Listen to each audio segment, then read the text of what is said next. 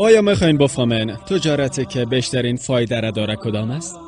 رازش در قرآن است. سوره بقره جزء 2 آیه 261. کسانی که اموال خود در راه خدا خرج میکنن همانند دانه گندم است که از او 7 خوشه میروید که در هر خوشه 100 دانه باشه و خداوند برای هر کس که بخواید چند برابر میکنه. اگر شما مال خدا در راه خدا خرج کنن شما مفاد 700 برابر حاصل میکنن و در اصطلاح تجارت شما در حقیقت 7000% مفاد میکنه. آیا کدام تجارت است که قدر فایده داشته باشه؟